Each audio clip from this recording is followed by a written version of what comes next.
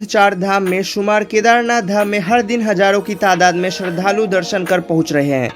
कोई भक्ति भाव से केदारनाथ पहुंच रहे हैं तो कई लोग पिकनिक स्पॉट समझकर एंजॉय करने आ रहे हैं। यहां तक कि कुछ लोग वीडियो बनाने के शौक से भी आते हैं।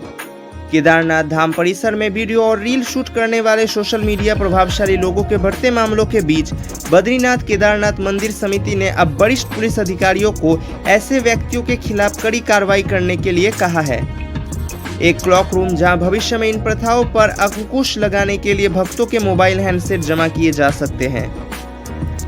बीकेटीसी ने कहा, एक इस प्रवृत्ति करार दिया है जो मंदिर के धार्मिक पवित्रता को नुकसान पहुंचा रही है। इसके अलावा बीकेटीसी के कार्यकारी अधिकारी रमेश चंद्र तिवारी ने कहा, यह हमारे संज्ञान में आया है कि कुछ सोशल मीडिया प्रभावशाली लोग केदारनाथ में वीडियो शूट कर रहे हैं जो धार्मिक रूप से आपत्तिजनक है और इससे भक्तों की भावनाएं आहत होती है। केवल इतना ही नहीं, केदारनाथ यात्रा मार्ग में कई पशुओं की भी मृत्यु हो रही है। अभी तक 140 पशुओं की मृत्यु हो चुकी है। विभाग द्वारा अभी तक 6,880 पशुओं का निरीक्षण किया गया है, जिनमें 1,804 पशुओं का चिकित्सा प्रदान की गई है और 118 पशुओं को यात्रा हेतु खराब स्थिति में पाया गया। इसके साथ ही 91 पशु मालिकों का चालान भी काटा गया है। 411 पशुओं को यात्रा प्रतिभाग से ब्लॉक भी किया गया है और 9 एफआईआर भी दर्ज की गई है। सिर्फ इतना ही नहीं, कुछ लोग यहाँ के दुकानदारों से शराब की डिमांड तक कर रहे हैं। शराब भी विशेष ब्रांड की मांगी जा रही है। दुकानदार भी इन श्रद्धालुओं की वीडियो बनाकर वायरल कर रहे हैं, जिनके खिलाफ पुलिस भी कड़े कदम उठा रही है।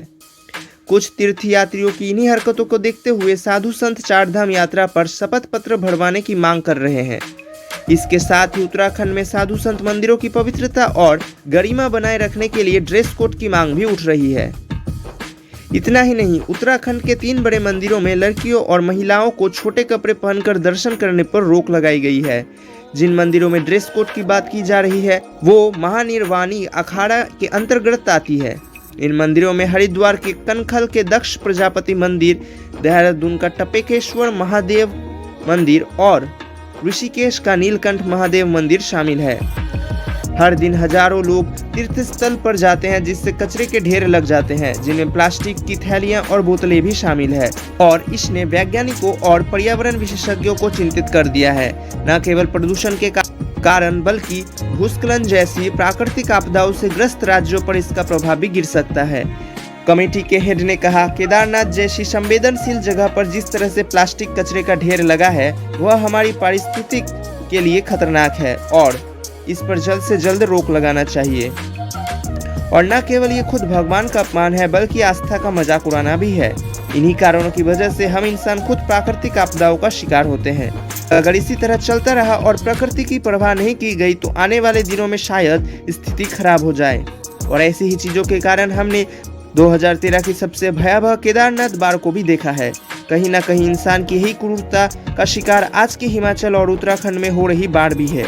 इसीलिए हर एक इंसान को धार्मिक स्थलों की गरिमा बनाए रखनी चाहिए और प्रकृति की कद्र करनी आनी चाहिए।